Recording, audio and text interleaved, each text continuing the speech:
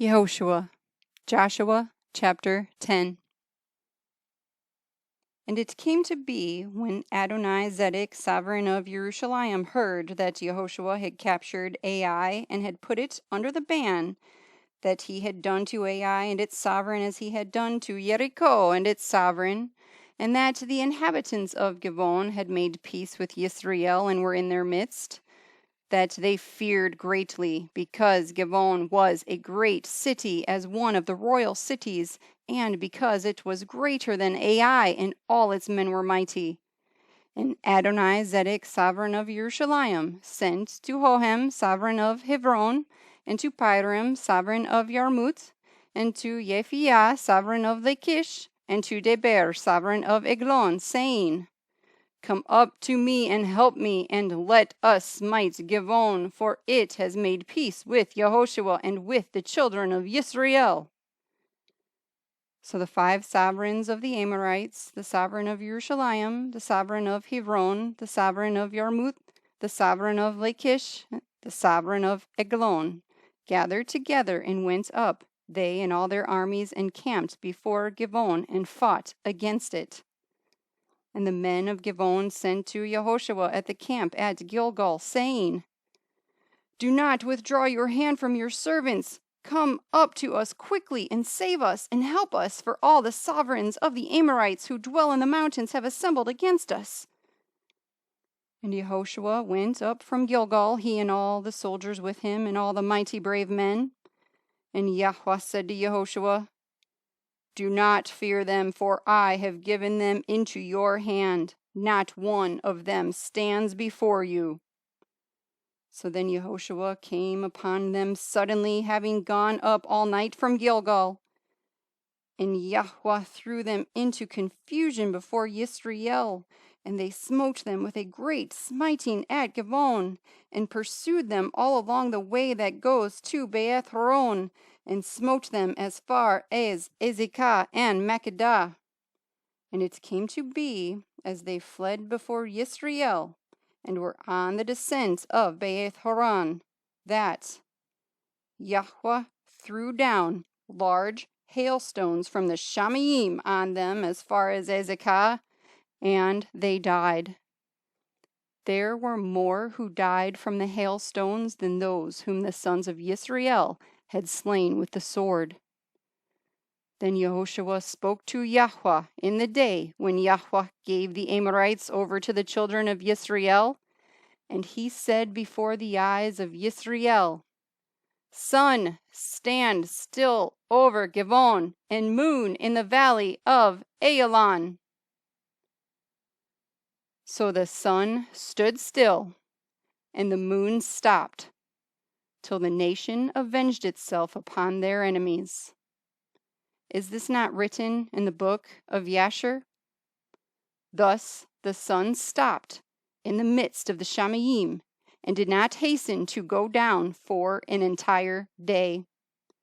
And there has been no day like that, before it or after it, that Yahuah listened to the voice of a man, because Yahuah fought for Yisrael. So Yahoshua returned, and all Yisrael with him, to the camp at Gilgal. Now these 5 sovereigns had fled and hidden themselves in a cave at Makkedah. And it was reported to Yahushua, saying, The 5 sovereigns have been found in the cave at Makkedah.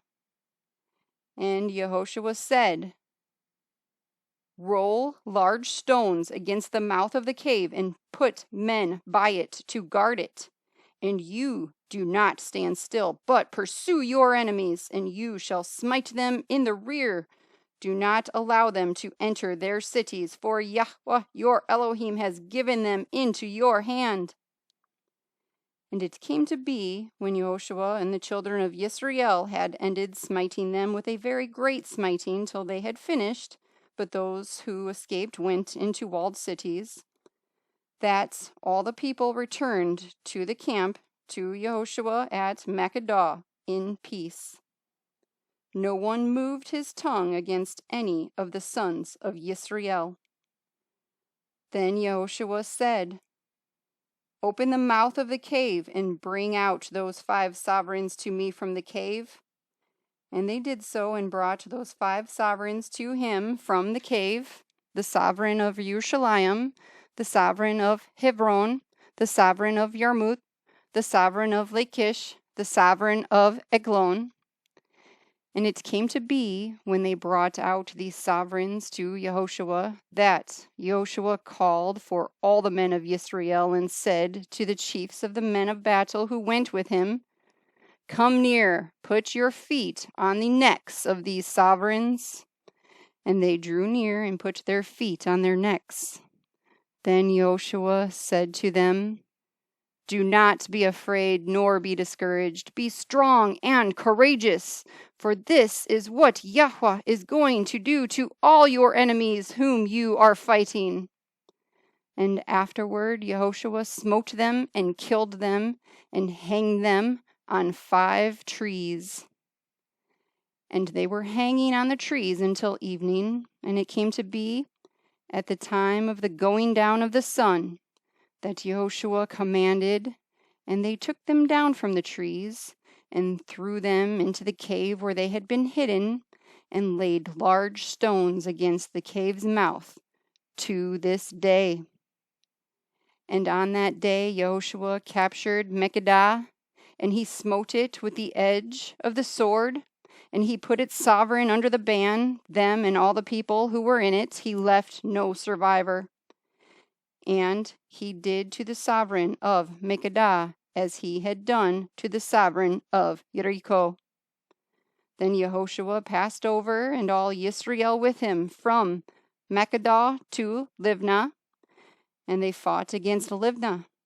And Yahuah also gave it and its sovereign into the hand of Yisrael, and he smote it, and all the people who were in it with the edge of the sword. He left no survivor in it. And he did to its sovereign as he had done to the sovereign of Jericho. Then Yahushua passed over, and all Yisrael with him, from Libnah to Lachish, and encamped against it, and fought against it. And Yahuah gave Lachish into the hands of Yisrael, who captured it on the 2nd day, and smote it and all the people who were in it with the edge of the sword, according to all that he had done to Libnah. Then Horam, sovereign of Gezer, came up to help Lachish, and Yahushua smote him and his people until he left him no survivor.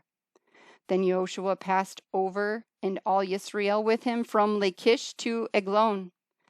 And they encamped against it, and fought against it, and captured it on that day, and smote it with the edge of the sword. And all the beings who were in it he put under the ban that day, according to all that he had done to Lachish.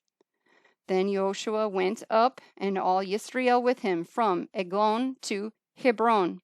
And they fought against it, and captured it, and smote it with the edge of the sword, and its sovereign, and all its cities, and all the people who were in it. He left no survivor, according to all that he had done to Eglon, but put it and all the people who were in it under the ban. Then Yahushua returned, and all Yisrael with him, to Deber, and fought against it, and captured it, and its sovereign, and all its cities. And they smote them with the edge of the sword, and put all the people who were in it under the ban. He left no survivor. As he had done to Hebron, so he did to Deber, and its sovereign, as he had done also to Libnah and its sovereign. Thus Yahushua smote all the land, the mountain country, and the Negev, and the low country, and the wilderness slopes, and all their sovereigns. He left no survivor, but put all that breathed under the ban, as Yahweh Elohim of Yisrael had commanded. And Yahushua smote them from Kadesh Barnea as far as Azah, and all the land of Goshen, even as far as Givon. And Yahushua captured all these sovereigns and their land at one time, because Yahweh Elohim of Yisrael fought for Yisrael. And Yahushua returned, and all Yisrael with him, to the camp at Gilgal.